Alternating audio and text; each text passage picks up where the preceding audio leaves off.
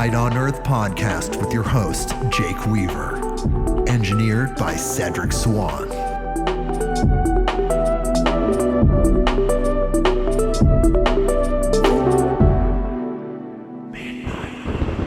Hey everybody, we are back with another episode of Midnight on Earth.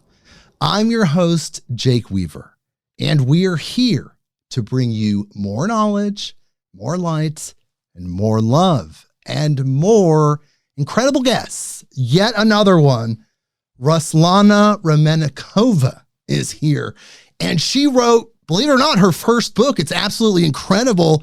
Activating our 12-stranded DNA, secrets of dodecahedral DNA for completing our human evolution. Whoa, what a title.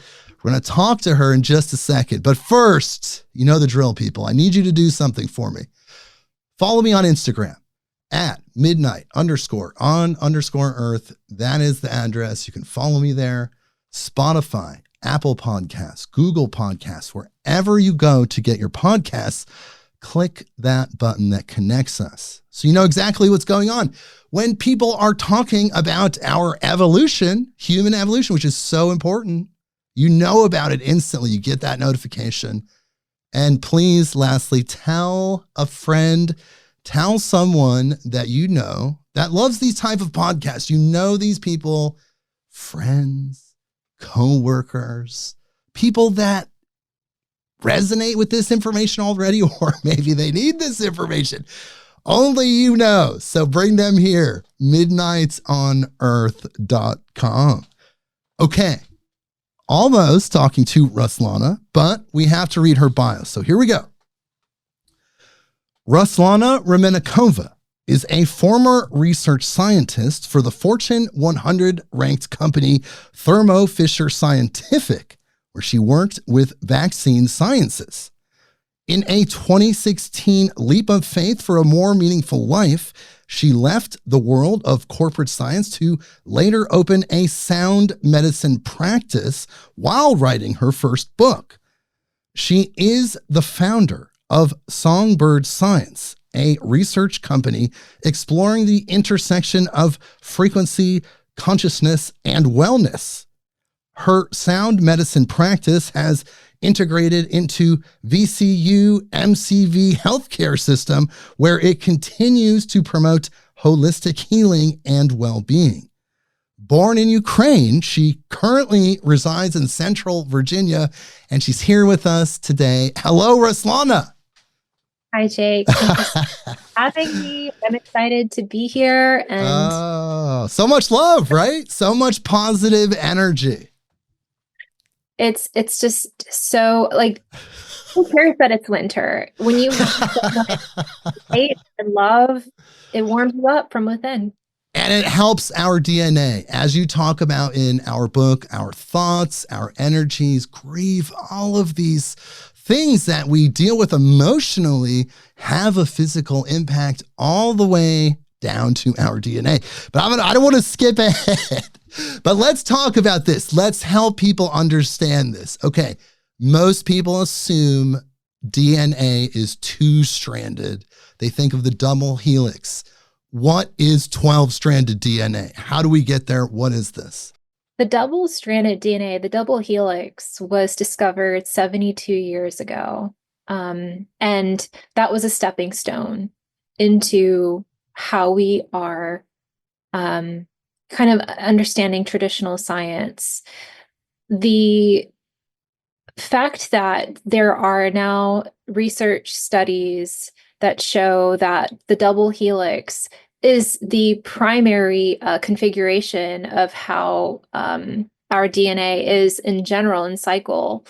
The fact that now research studies show that there are other forms of DNA, that DNA is not a static DNA molecule, that there are now renowned scientists saying that what we thought DNA was in the past is actually not what it is, what we thought it is now, and it's evolving, is kind of an illuminating vision of how our DNA is going to look like, and kind of what we should expect our DNA to kind of be. We're going to be more open to the fact that our DNA is a lot more complex than the helical structure that we have continuously been told for many generations. So the 12-stranded DNA is a blueprint, sort of a visionary blueprint of the future of our DNA, but also what is the future is also the past. So the DNA structure that I refer to in the book as a 12-strand DNA is not something that I believe is totally novel. I think that this is actually ancient knowledge. And the fact that this book was written through inspiration is a testament to that. Right. And do you believe that this 12-stranded DNA blueprint is archetypal throughout the universe? Let's say there's conscious humanoid beings or just evolved beings that can hold a similar line of consciousness. Would they be using that 12-stranded blueprint? I believe that, yes, the 12-stranded DNA, the dodecahedral, which is a way that I'm projecting what 12-stranded DNA. It's a dodecahedral shape. A dodecahedron was introduced by Plato thousands of years ago. Plato was a Pythagorean, of course, and the archetypal form or the idea, the archetype of the 12-stranded DNA is what already we are surrounded by. The consciousness that you speak of is actually what is informing us now. And it's not just my book. As a collective, we are starting to awaken to the fact that we are much more complex than we originally thought. Complex meaning the components that make up our life structure. We are seeing a heightened state of our spiritual form. And in that, we are starting to catch up in the fact that we can now access more intimate, the deeper parts of ourself. It's quite exciting.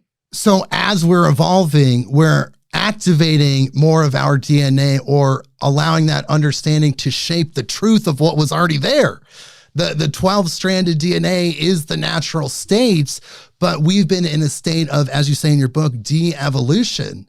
But that's okay because it's part of the process. But the re-evolution is understanding that this information exists. We can expand our awareness. We can expand our understanding to now process this new information, which is going to reshape everything, including our understanding of DNA. Absolutely. And there's also so many hidden treasures in terms of knowledge that we still have to unravel about our human genome, particularly the non-coding DNA. I know. When I was reading that in your book, I was just like, I've heard it my whole life. Everyone kind of knows that we have this understanding that there's this huge portion of our DNA that is written off as junk DNA, or as you said, non-coding DNA. So I guess it's like a softer term they're using now. Still, they're disregarding any functionality of it because they can't see any physical aspects. But as you outlined in your book, it has a way bigger function. Absolutely.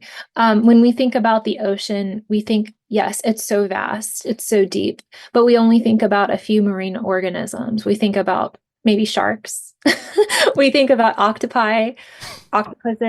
Actually, that's both the plural forms, but we think about dolphins. We hardly ever think about the deep forms of marine life that live truly in the vast abyss of the ocean, and how significant those organisms are to the rest of the ocean. And in the same analogous way, this pertains to our overall complexities as a dynamic, living, breathing genetic organism.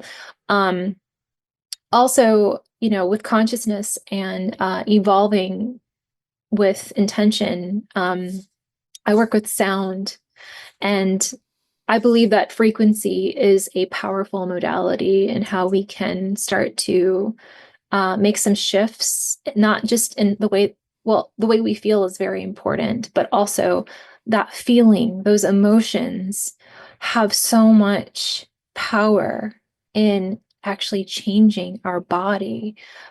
You can meditate, you can actually meditate a six-pack ab. I've heard that. I mean, there is a mental power that you can unlock and it interfaces with the physical. Musicians talk about practicing in the visualization state. Absolutely. And kind of in a parallel way, our evolution, we always, as human beings, we tend to attach to the physical manifestation of what we want to, like what the next evolutionary form that we're going to be, right? But we, as humans, we sort of detach from the idea that actually evolution begins as a spiritual seed. The idea, a concretized idea. And that's just how we are as human beings. We tend to forget that. But that's what I want to bring out, is that when we think about our evolution, and there's so many questions, well, how do I activate those 12-stranded DNA? First of all, we already have that complexity. It's inherent in all of us. The question that I think ought to ask is how can we benefit our DNA? How can we work, love, enrich what we already have, so that we can continue this next evolutionary process into the next generation? Because either way, we're going to continue coming back on this planet in different forms archetypally, because that's how life is. It's a spiral that continues to recreate, regenerate, and that is the kind of the story, the song of the archetypal DNA, is that it keeps recycling. It's universal consciousness, with the idea that I'm trying to bring here is that in order for us to, if you want to see synchronicities in your life, you have to be open to them.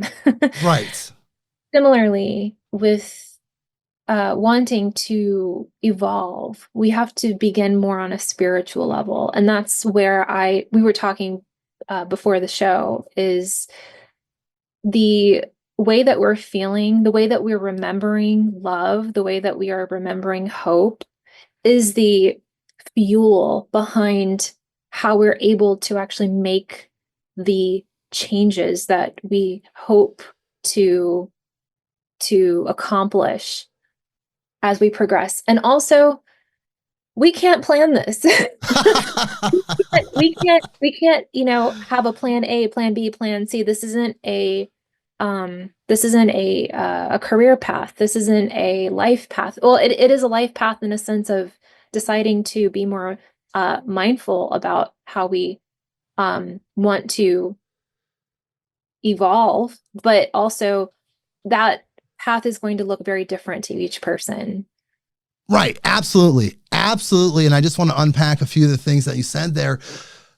Evolution, like you said, starts with the spirit, with the spiritual understanding. That's personal development. That's understanding, hey, the only corner of the universe I have any control of is myself. And that's the only place I can truly work on. So I got to make this thing, my life, the best life that can possibly be. I have to be out there as an example of love and all the positive qualities that I would like the earth to be, right? So that's evolution. You're starting from that understanding, but there's some sort of ethereal information exchange, because I've often wondered how, in a physical sense, these animals change over time to meet the needs of the evolutionary understanding. For example, how did that famous Charles Darwin, I believe it was a moth or a bird with the super long nose that was able to get the nectar from this very specific plant, how did that evolve over time? Who was receiving that information? Who was processing that information to make the choice to say, okay, now let's go in this direction? DNA has its own consciousness, as you're saying in your book, but there's even more. Where does all that happen? Where does all of that happen? Where does that information get processed, and the decisions and the exchange, the consciousness, where does that lie? DNA is a lot more complex than we truly understand. One of my favorite experiments that has been written off was actually by a Nobelist in Luc Montagnier. I wrote about him as well, but he created this awesome experiment where he took two test tubes. One was a diluted form of bacterium DNA, and then he had another empty test tube. It was a little sample of water. It was just water. I remember the experiment from your book. It was absolutely incredible. Exactly. And so he coiled copper around each test tube, and he exposed the two of the test tubes to a very low electromagnetic field for a certain number of hours. And then the next day, he took the water test tube, and he ran it under PCR, polymerase chain reaction, which actually amplifies it. He tested the sample to see if there was any DNA remnants in it. And guess what? There was. Found everything and more.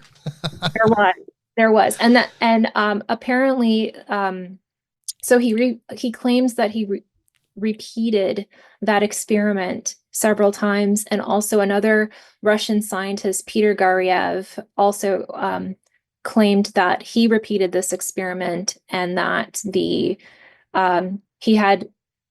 confirmed the results. So the reason why I am sharing this is because there is a teleporting sort of non-local experience that DNA what was displayed in this experiment. And I believe that there's so many different studies that are empirical and very, to the book of how evolution works for animals, and we have over thousands of years of information about human evolution, but there's so many aspects of DNA that is a lot more quantum related. I was going to say, yes, there's a quantum component to it. Right. That I believe is more of, has a higher kind of importance in kind of how we are going to be relating with DNA in the future. I think that is more of what we should be focusing on, so that we can start progressing kind of, and that should be the arm race, honestly, with AI, with AI on the brink, which is, I believe, part of the plan as well, in raising human consciousness. Absolutely. But also, the next step is going to be DNA related. We're going to be more interested in the information storage that's already part of us, but also AI is the face and the modality that I believe the world is exploring on an intelligence level, but also the information storage that is already behind the computer and the digital era. That is going to be coupled with the aspects that DNA can already significantly provide for humanity. Absolutely. I know exactly what you're talking about. The qubits, quantum computers, they're utilizing the same level of storage. There's a different process, but they're getting that understanding. Like you said, the blueprint from DNA. I made a note from your book that 1 gram of human DNA can store just over 45 zettabytes or so, and humans have 200 grams of DNA. And so far, all of the information ever created up until 2025 is 180 so. So that's how much one single human has the potential to store. And then when you start thinking about linking humans together energetically, whoa, then you really get a super powerful group kind of collective being. But ultimately, that DNA existing in both a quantum and a physical state is allowing us to grow in this physical dimension. And as we evolve, like you said, we'll be interfacing and really taking a deep look into those spiritual, physical, and every aspect of DNA, because I think a lot of our consciousness will be outside of the physical. Because when we truly start to integrate the 5D, as so many people call it, or just that love consciousness, that next new earth consciousness, we will be identifying, I think, less with the physical. And then that's a great place to step back and say, hey, what is this DNA? How is it affecting us? Because we can create a homeostasis over here. We have the best of both worlds. We're physical beings. We're also spiritual beings. And then we can communicate, at least feel that we are part of a much bigger family galactically. That's what I mean by we're kind of we live in kind of in the middle of these two different realms. Right. And, I think that we're kind of in an era where we are so curious. We're so curious now about life outside of this planet, beyond just NASA. We're curious about communicating with other beings, with other entities. And I think that we are beyond ready to, well, I know that we're ready because we're all sort of curious all about the same things and the conversations about, the Pleiadians and the Arcturians and basically our cosmic cousins. Is becoming louder and louder each day. Agreed. One thing that I believe we have to remember is the laws that we've established on this planet are physical laws. They're human-made. However, the cosmological laws are different. Right. We are trying to understand what those are.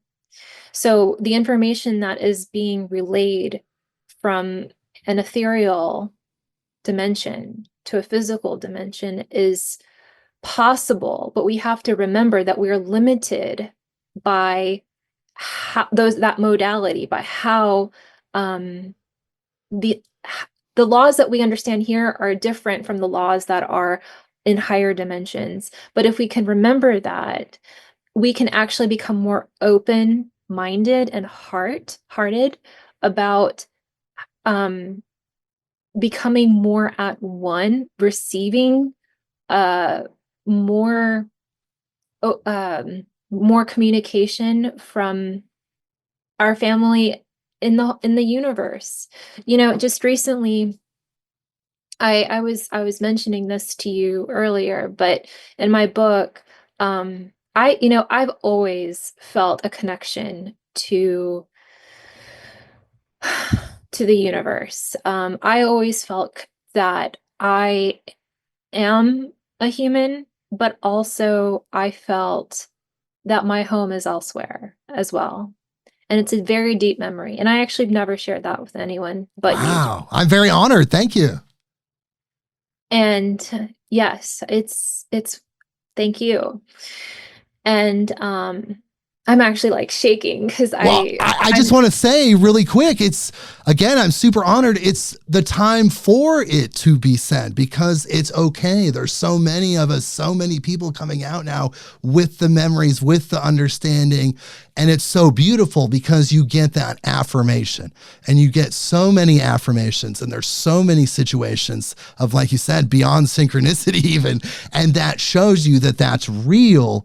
And then it's like, wow, you know, for a second, it's very awe-inspired. You're just blown away by the how vast the whole thing is. But then really the most important thing is then funneling all that into action, right? Yes. Being human also means that we have DNA that is also cosmic because we're made from literally Yes. from stars. So that is a very deep memory that each of us contain, but Whoa. being open to it, remembering it. By remembering, I mean it is a DNA brain heart interaction. So that's why it's kind of everything. It's a whole body experience. But I always felt that I'm here, but I'm also just fulfilling a mission. I'm here on a mission. This is going to be the message that was revealed to me later on in life, which is the book. And then I'm on to the modality of it. But when I was in Arizona, I went on a road trip with my fiance now, and we were in Arizona. Just I wanted to go there, and I told my friend at the time, I said, I'm going to step into a portal. And I didn't know what I was talking about at the time. I was just channeling and letting information pass through. And I said, I am going to open a portal. That's it. So completely, letting that memory just pass by. I'm here in Arizona, just fascinated by the Navajo land and the canyons. We went to the lower Cantaloupe Canyon, walking through. Everything just feels so nostalgic. I feel like this place I know so well, and the shapes of the the canyons and how everything is kind of round and so specific. It felt like not only like I needed to be here, but like I have been here many years ago, like thousands of years ago. I've walked through this. I've held ceremonies here. I've Anyway, so And it's more than reincarnation. This is actually an ancestral memory that's in your DNA. yes, it was just so powerful. And I was so attracted to the light. I'm always attracted to the sun, and anywhere where there's rays, I've always felt so attracted. I gravitate towards it. So I have a lot of pictures that of the sun and of rays and rainbows, and I've just always kind of gravitated towards that. And now I know why, and I'll tell you why in a moment. But um I looked up, I took a picture of the sun, just not thinking much of it. And 2 years passed by. 2 years. When this book was close to being done, I had a dream, and it had anything to do with the next step. I woke up at 4 in the morning with an instruction download just open, the file opened. And the file went straight to look at my phone at that exact picture at that moment. And when I opened it, it was 4 in the morning. I saw the face. I saw a face of an Arcturian being in that moment that I looked up at the sun. And I didn't see it until that moment at 4 in the morning after that dream to go. And it's the thing that is that when we think about like dreams have so many dimensions. Sometimes they are literal and sometimes they're not. Sometimes they actually activate a genetic cycle that is instructional and informational that you just are inspired by, and you don't realize it until that moment.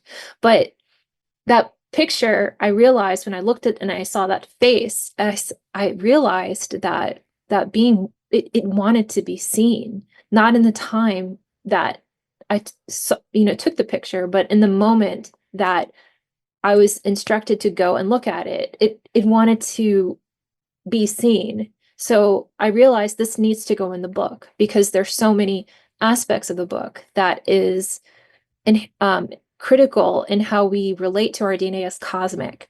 So the reason why I realized that I'm so interested in light is because I believe that light actually is a way for some of our, I'll call them relatives for lack of a better word, but some of these entities can actually communicate with you, and you can see them through imagery, such as taking pictures. And you might not see them in the moment, but you have moments where you wake up and you realize, I need to go and take a look at this picture, and I don't know why. It happens. It's actually a way that we can start to wake up and relearn light in a different way. Actually, as human beings, we can start to see them through the light. Using the light as a medium because of the way it vibrates, its spectrum, it's somehow able to create a interface point with those spiritual beings, that dimension and that level of consciousness.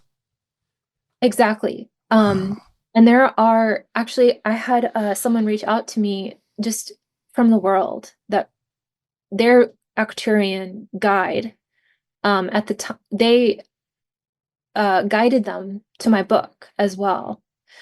And when they messaged me, before that, I had this picture, this face actually that's in the picture, the face in the book. It was on my radar, just in my vision, very determined, trying to communicate with me. And this person who picked up my book contacted me hours afterwards, after I had this kind of inspiration that this entity was trying to connect with me. And it's this person who I've never met before, but his Arcturian guide actually also informed him about my book.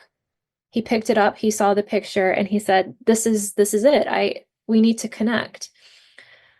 And interestingly, when he connected with me, the very next day, he took a picture while he was talking with his daughter on like a phone Zoom call. It was a FaceTime, and he actually, I don't know how he saw it in the moment, but he got it. When she was talking with him, they were in the car, so there was lights. You know how sometimes there's lights in the car? Sure. Well, he got the right angle, and by right I mean actually refracted in a certain way. Right, you can actually see the same face. Yeah, and I realized, because I have to be careful with people and kind of scammers and not knowing in general, but sure, that's another practice of patient love and trying to navigate. But I realized, okay, yes, this is actually the Arcturians are showing us now that light is their means of kind of being around, teleporting, watching over, protecting, trying to communicate. This is their means. interesting. It's so interesting. And this literally just happened a few days ago, and I feel so inspired. Well, something about light is interdimensional, and it transcends, and it's in a way that our processing mechanisms as humans, maybe we still can't even comprehend it yet. We'll get there, but we're not there yet. There's some aspect of those light frequencies that allows information, even consciousnesses, to travel on it into our realm, third dimension, enough to create these situations. That's mind-blowing. And I do believe, just intuitively, that these beings are around regardless, but actually you can start seeing them. They present themselves when you're open to it. So when you make a decision that you are going to go on some kind of maybe spiritual journey, whatever that means to a person, that's the first path. That's the first step, is being open to that. And like you said, they're around us. Those beings are around us, our galactic guides and our angelic guides. I personally have seen phenomena, I would say, are angelic experiences, and other guests that I've had on the show have as well. And you can feel that presence with you. People say you have a guardian angel. They're there. People say your ancestors are your angels. All of that could be possible, but regardless, that higher consciousness, whatever that is, you can feel that. And there are these other people with you as well, these other beings. It's really mind-blowing, but also it shows how interconnected everything is. It's like when you fly across the country and you walk into a restaurant and, you know, there's your best friend from 6th grade or something. You're like, oh my God, like, how does that happen, right? It's energy, it's connection. We're all just one. So there's something that's connecting all of us, and we're able to have these really intimate experiences.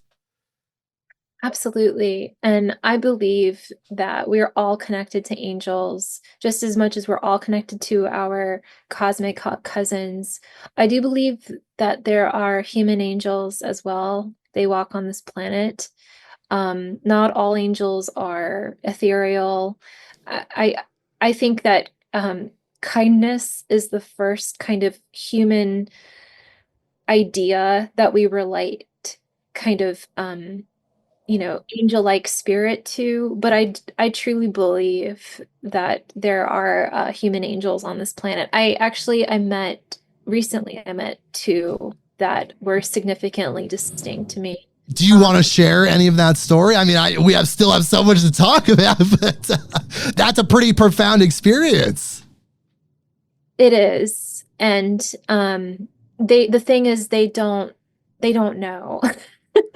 They don't actually know that, but they're so the light that they emit is so pure and powerful that actually my body starts to shake. Literally, because I'm very sensitive to the field, I've kind of made myself that way, but also in an attempt to prepare for my book. But there was a woman that I met recently. It was during my tour. I went to Miami, part of Coral Gables, and she came to my book event, and I can tell right off right off the bat she sat in the first row. And I knew that, like, I already knew she was going to come up after and we'll talk, but I can just feel her just her sincerity piercing right through me, and it was so healing to me. I use such strong words because I can't tell you how strong this energy is. But when and usually what I'm finding is that these human angels, they're seeking a path of becoming a healer when they already are a healer. They just don't realize it. They haven't kind of like found their modality that represents them specifically, like, you know, resonates, I should say. It's almost like a volcanic eruption that I feel when I'm talking with these human angels. There's so much energy that's flowing out through them.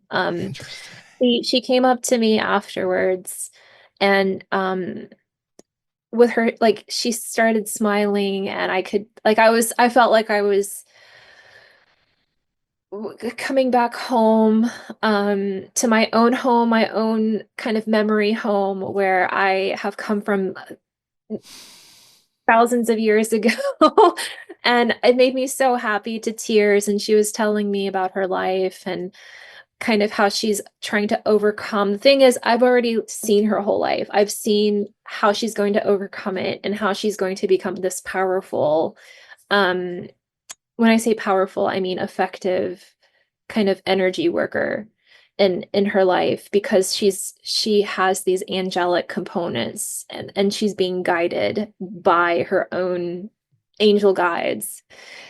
So and she's so we have this strong connection, the same way that I have a strong connection with this other gentleman that I met through my sound sessions. He was coming to my sound healing, and he didn't understand why either. He was being led just the same way. He was following his intuition, just the same way that she was following her intuition. And just he had such a significant aura about him. He would bring his crystals and he would ask, he asked me if he could pull a card for me. I don't have clients that often that do that. And I realized, okay, I'm in the presence of a special kind of entity in the moment. And he just brings so much radiance into the space that it changes the entire atmosphere. That's what human angels do, and they don't understand, they don't know that they do it. It's just people who have experience with the field and can feel the kind of the pressure. By pressure I mean like atmospheric gradient changes, and is sensitive to it, can realize that. But do you feel like these people are aware of their angelic frequency? Do you feel like it's like similar to the starseed phenomenon where they're from the angelic realm manifesting as humans? What makes them take on that frequency? I think it's part of their dharma. It's part of the plan. Well, I believe that human angels have a contract that they signed. And they also realize that the contract involves suffering as human beings. But when they die, they line up and come back because they want to, number one, and number two, they have a mission. Right. And as human beings, they're remembering what that mission is. That's how our DNA can be so, that's why our DNA is so significant in helping us remember what those missions are, and also not just memory, but a modality in how we can communicate with others energetically, but also the others, meaning the ethereal others. Right, because it's all there. The mechanisms for that communications exist within the DNA. So then how do we strengthen our relationship with the energetic rapport? Like this dialogue that we're having with DNA, how do we kind of not take control, but have some influence on it and then shape it in a positive way? That's a whole hour conversation. There's some no, but I'm glad that you asked, and we can definitely go over a few aspects that I think Sure. maybe would relate to some. Hopefully, I hope it relates for us both. Maybe that's enough. I think But everything we're doing is beautiful, and this has just been an absolutely amazing conversation. Everything we're doing is perfect. yeah, thank you. I agree. It's perfect, and timely. So we are, as human beings, we live sort of in a fog. We live in a fog in general. We're born, and we sometimes, depending on the circumstance, we grow up trying to find the way. Sometimes we have parents that are significantly helpful, and then sometimes we have situations where we are born into a hard life. But regardless, we all have a path that we will have to decide whether or not we want to embark on. That path, that choice, means that we decide whether we want to live to find out our own truth, or we just walk the path of the truth that we've been given. That's the first kind of step. And the most uncomfortable one of our whole life. And the most brave one that we'll have to face, because we will have to, if you decide not to, right? If you're comfortable, you're fine, you just want to do your own thing, great. But there, everything is per the divine plan, the cosmic plan. We all come to a point where we've seen the same scene so many times, we feel the same feelings so many times, that we get either bored, or we feel stagnant, or we just feel this kind of innate wanting of something more. And when we get to that point and we decide, okay, what does this more mean? Then we get to a point where we will decide, okay, this is part of letting go. Because like you said, if you're holding on to those things, the grief, the anxiety, that can actually damage your DNA and your relationship with it, and also your genes that you pass on to your ancestors or descendants, I should say.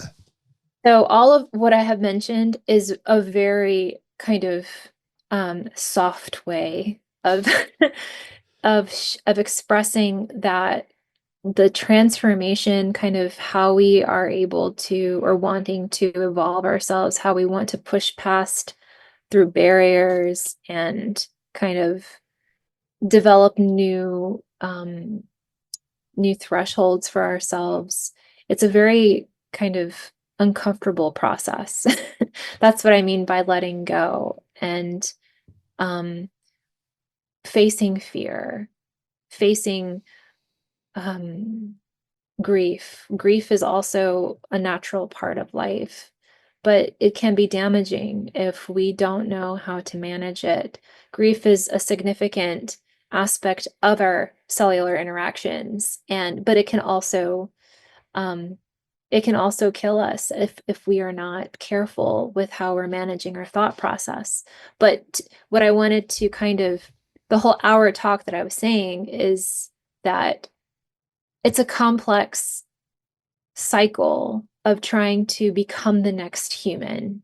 Right. The next level of human. It requires so much patience, so much giving to receive without actually physically receiving anything. Yes, because the fruits of the labor could happen in 1,000 years. What we're visualizing, our goals might be something in the future, but we just have to keep playing our roles and moving it forward with the choices that we make. But all of the choices that we make are stored in that DNA memory, whether it's ourselves or it then scales up to the Akashic information. Because like you said, there's a Akashic aspect to DNA in your book, but that is what we have to integrate, is the fact that whatever we're doing, it may take time, but it's the fact that we're making the choice. That's where the spirit and the nature of the evolution lies. Exactly. With actually this book I felt is, for the years that I gave to it, it will take a lot of time. It will take time to remember, actually, deep into the future. It's really just a beginning. It's a seed that is going to hopefully, and I do believe that the wind is picking up, and we are going to see more in our lifetime where DNA is being extrapolated to being something a lot more exciting than a double helix. Not saying that a double helix isn't, but we're adventurous. Well, what it actually is, like you said, the true blueprint, the true 12 strands, the functionality, what it can accomplish as a tool with our consciousness is something we can't even fathom yet, because it's like the information is just at such a different frequency. We're just not there yet, but that's the potential. That is what's just around the corner. One of the biggest things I'm going to say that I feel like I pulled from your book, reading it, is that control of thought, being able to do things like meditate, control your thinking. Controlling your thought is probably one of the most tremendous powers in the universe, and being able to grasp that. What do you think about that? I love this conversation. I love it. It's one of my favorite things is thinking. Right. It's, so much about we think about thoughts as a means to innovation, as a means to creating, as a means to um, repurposing inspiration into physical form, right? But actually, my favorite thing about controlling thought is actually becoming more sensitive to thinking, becoming more sensitive about awareness, about perception. And why? Because it's not so much about what I think I'm thinking about, but actually how I'm receiving information, receiving communication, being able to gauge information that's non-local. That's the whole point of what I believe is the next form of controlling thought. When I'm Wow. in a room and I'm doing sound healing, right? Sound healing is so much more significant than what is portrayed it kind of in wellness studios, and it's so much deeper than people imagine. Um, with frequency, I've done over 300 sessions now, and I will never ever say that I'm a sensei or a guru or anything like that.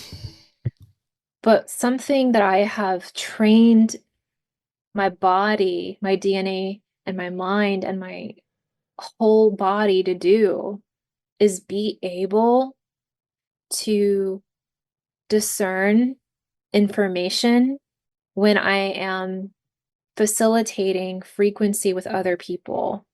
Because what's taking place through resonance structure, because everything resonance structure is a principle that means that everything in the universe operates on a frequency. And when you create a structure, a resonance structure, that means that we're all attuning to the same frequency. And knowing that DNA information can be teleported, because it can. Right. As that experiment proved. Okay. Is I have kind of found a way to achieve the meta, meaning kind of I'm operating in the clouds. So I'm able to, based on who I'm working with, I'm able to connect with them and already understand their background, their history, their trauma, their drawbacks, why they're even here. I already know this. I already know this. And I have meticulously, for years, asked my clients if I can do a free reading, if you will, to understand if that thought was correct about them. I can tell what their occupation is, where they're hurting in their body, and then I can use frequency in order to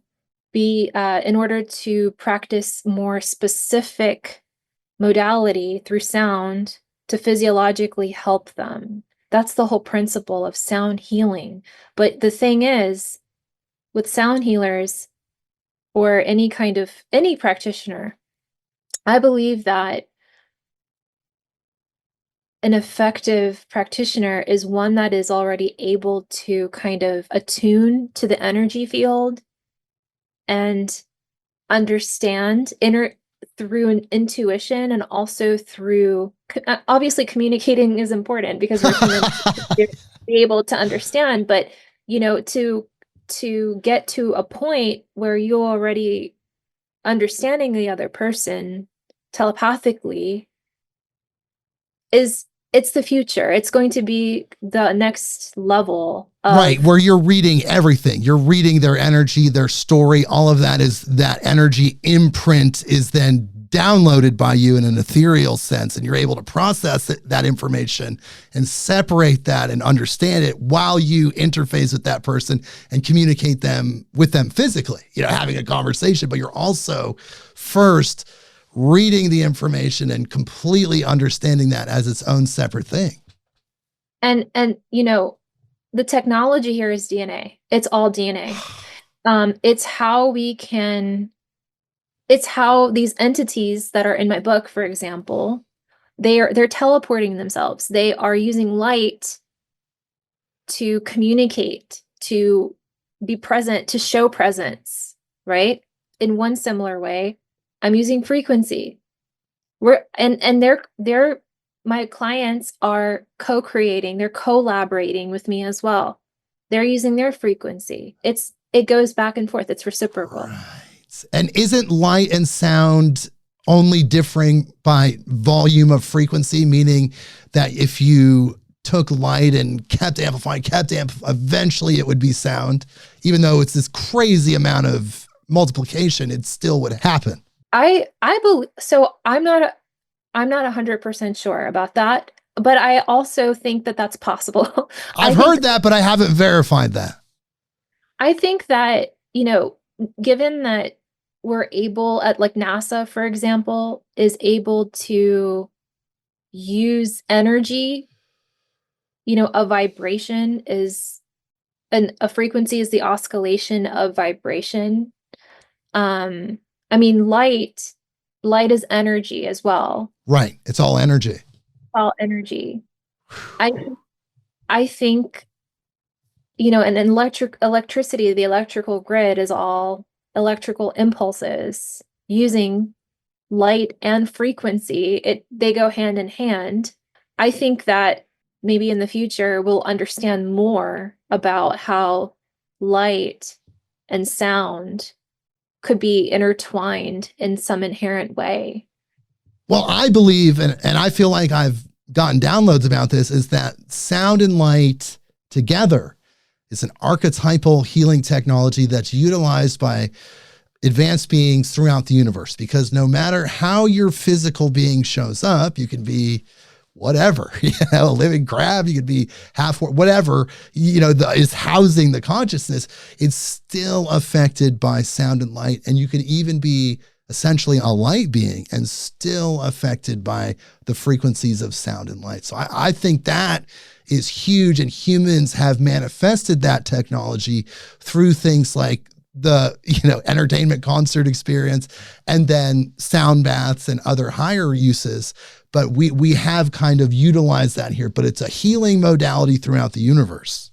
Yeah, I was really excited about this experiment I was reading about because DNA is operating on the same energy of light in the way that light and DNA are wound by a golden spiral, right? And so there's a lot of Pythagorean background behind that, but there was a fascinating experiment that showed how DNA, these two scientists, I'll have to look up the second scientist, but they had used the entropy, because everything in the universe wants to move to entropy, into chaos, into randomness, until it reaches balance and order. But the DNA that they unwound, right? They had to unwind DNA. They used a tweezer, actually, like a microscopic tweezer. It was 4,800 turns, showing that DNA is so significantly wound up and with the highest entropy of light, using light energy. So it's all light. I mean, it's literally the same light that we're talking about, photons. I mean, it's all light, including the binary information that we utilize in our computer technologies. In a lot of cases, they think it's ones and zeros galloping down the line. They're actually electrical pulses representing binary information. Everything about our reality is light, including the matter itself, which is really interesting because then when you strip everything down, it's just light, even consciousness, all of it. It's just light. Like we were saying earlier, the light of consciousness, where it's all this light. Yes, speaking of sound, I wanted to share about this study that I did independently for 9 months last year, and it's actually getting published in the Journal of Scientific Exploration this year. I wanted to I partnered with my colleague, Dr. Bernard Beitman, and I did a study under his mentorship to see how sound frequency would impact a person's awareness towards synchronicities. Interesting. Yes, because I believe that sound has so many multiple, it's multi-purpose. You can use frequency in so many wonderful ways. And I had 3 cohorts. The first cohort was aware of what this experiment was about. I told them directly that you're going to be getting sound healing treatments. This is the frequency that you're getting them. And then you're going to take a survey on it was like a self-survey, self-reporting survey of synchronicities. And they knew about it. So in that case, they were sort of already exposed to the fact. Okay. Then, interestingly, I did a cohort where all that they knew was that they were getting sound treatments. And then the survey was simply about their wellness. That's it. They had no idea that it was a synchronicity, that it was a synchronicity study. Yeah. Yeah. And then the third cohort was the control group. So they didn't receive sound treatments, but I, in general, asked about their experiences with synchronicities. Well, time goes by. The group with the experimental group, the one with the sound and synchronicities, was a strong correlation, just because I already knew that they would have a strong correlation. The whole point was to see whether the group, the one that was a placebo, that didn't know about the synchronicity, right, that they had experiences. How would they respond to these, to not knowing, but also being treated with sound? Anyway, interestingly, there were strong correlations, both strong parallel correlations with both groups that knew about the study and did not know about what the study was about with sound and synchronicities. Both groups. Now, I'm not talking about the control because it was needed for the right of the study, but both groups reported higher percentage, what they thought was higher perception awareness towards synchronicities in their lives, because of how the way that their body felt different and more aligned, more balanced with mindful sounds. Interesting, because I mean, do you feel it's the information of the sound and the light interfacing with the information of the person to create some sort of like temporal disturbance or something that creates these synchronicities?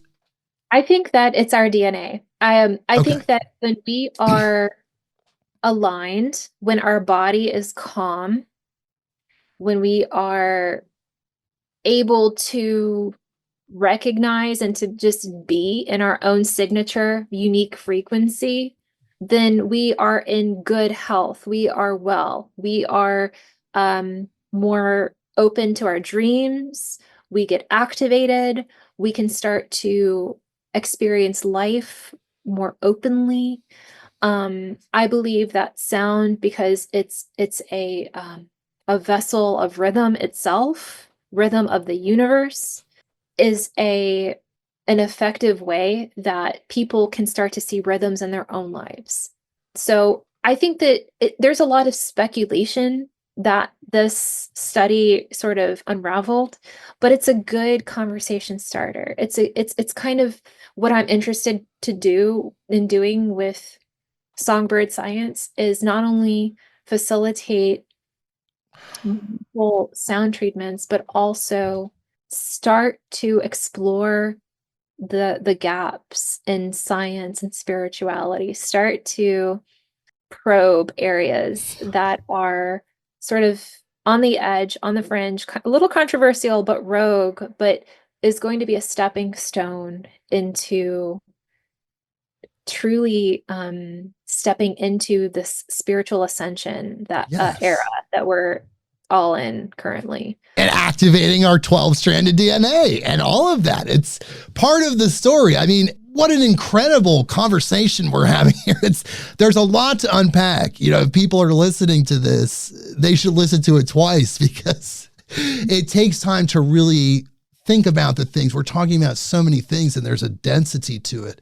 But you have to understand, this is a very complex topic, but the DNA and how we even perceive it, how it interfaces with multiple dimensions, the spirit world, all of those things is going to radically shift. And Ruslana's book is actually one of the first milestones in this new thinking. But there's a couple things I wanted to ask you about before we go, because I know we're just ripping along here. It's been an incredible conversation. So DNA, it has this power. It has this signature.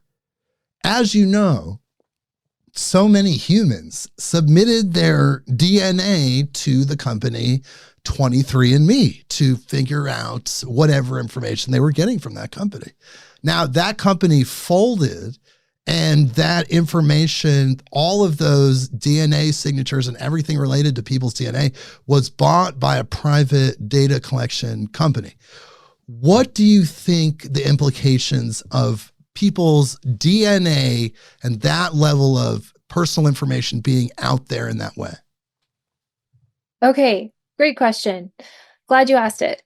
I think that we are currently experiencing an archetypal projection in our current time with identity kind of crisis and theft.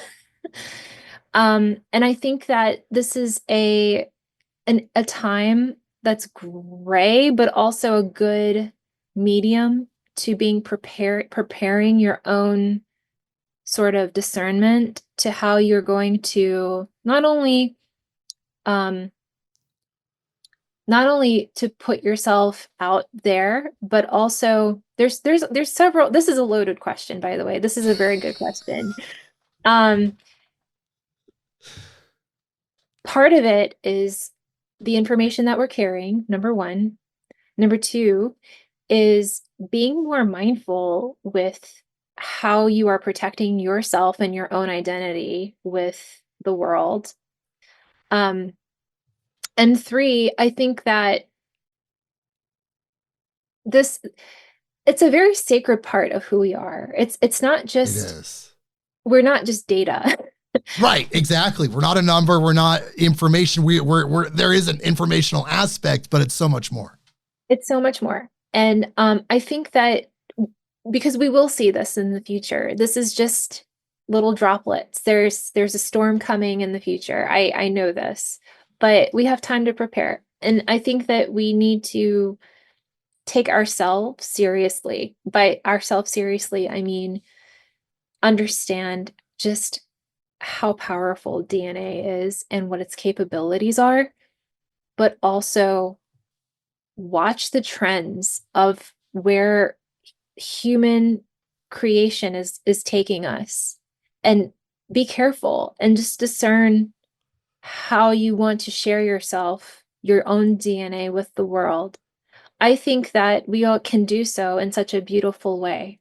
We can do that through energy transmission, through healing ourselves filling our cup with love, with joy, wanting to radiate. This is information that we're also sharing already. It doesn't have to be so extrapolated, like putting ourselves on, like our DNA on a billboard. Okay. That is where things can start to get wiry. We can continue this path of remembering who we are, not just ancestrally, but also the deeper aspects of what makes us us from Right. from our cosmic advanced family. Okay. It's in us. It's already in us. What is the whole data DNA thing is human made. It's a human construct. And Okay, that makes way more sense because it's our limited understanding. As usual, humans think we've got the whole thing figured out. It's barely even a speck of what it actually is. So it's really, you're saying not that big a deal because it's not even really the whole picture. exactly. Okay. Precisely. Thank you for Okay. asking. Sometimes this Aquarian mind, I'm a triple air. Oh, wow. That's why we're getting along so well. I'm a Libra, but I have a Leo rising. So I am also an air sign, but I have that kind of Leo aspect of myself. But I get along great with Aquariuses. We're very compatible astrologically. Okay. Just one more question. I know we got to get going, but one more question before we go. And I tell people where to find your book and all of those wonderful things. Do you believe what other New Age spiritual people believe, that our DNA has been modified by extraterrestrials? Now, this shows up in a lot of different ways. Some people think the Anunnaki alien race modified us and modified our DNA. Other schools of thought would say that the human race is a compilation of DNA from all over the universe, and we're this beautiful kind of hodgepodge of all of these different universal energies. Or it's actually all localized, where the DNA wasn't interfaced or interacted with by extraterrestrials or anyone other than source. And this is part of an Earth experience. What do you think about those options? I think that there's a balance in recognizing first that 99% of our DNA, human DNA, is going to be the same. Okay, which leaves 1% difference. The difference between each person is an acquired experience. Oh my God. It's an acquired experience. That's so huge. Yes. Yes. So while I don't want to say to rule it out, I think that we are all shape-shifting our life the way we remember to in our dreams, and also that the frequency that we are all exposed to and that we choose to kind of resonate with, whether it's frequency on planet or frequency somewhere else, I think that it's driving the direction of how it's impacting. It's an environmental stimulus. It's part of it is epigenetic, but also there's a much bigger kind of structure outside of the epigenetic idea that is propelling us forward in this kind of diverse genetic pool, even though humans believe that 99% of us are all this, it is. So even if it was modified or not, it really doesn't matter because the bulk of the information's coming from somewhere else anyway. That's propelling the whole thing. One thing that I'll say that I think was a good end, kind of concluding statement about DNA Sure. and the pool. A healthy organism is diverse. Yes. A healthy organism is diverse. If you're all, if a organism is going to be completely monotonous and uniform and not have any kind of exposure to something that is exotic or diverse, there's disease, there's failure. The organism's immunity is incapable. Right. So diversity is significant, and I think that in this case, as human beings, and as a planet, the diversity is balanced, but also it has a lot more diversity to go. Yes, as we learn more. And as you can learn more about what we're talking about by checking out Ruslana's amazing book. It gets my highest recommendation, Activating Our 12-Stranded DNA, Secrets of Dodecahedral DNA for Completing Our Human Evolution, right? That's what we've been talking about this entire time, moving this thing forward. This book, I learned so much from this book because there's so many incredible nuggets woven into this story, woven into how she breaks down DNA. It's absolutely compelling, captivating. And again, please go get it where you get books, and the website where you can find her, Ruslana Remennikova. And that's where you can find her. If you go to that website, her name, RuslanaRemennikova.com, you can find out everything and more. And we're going to find out more when we have her back on. You have to come back. This has been incredible, riveting. This whole time just blew by like a second. Thank you for all of that. So much. I would be honored to come back. Thank you.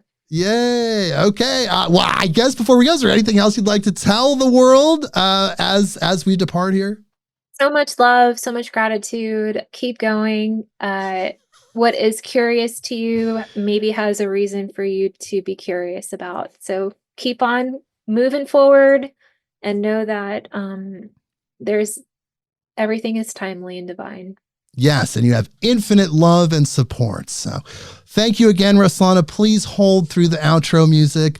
And everyone, get the book, go to the website, learn all about this, and we will see you next week. Midnight on Earth.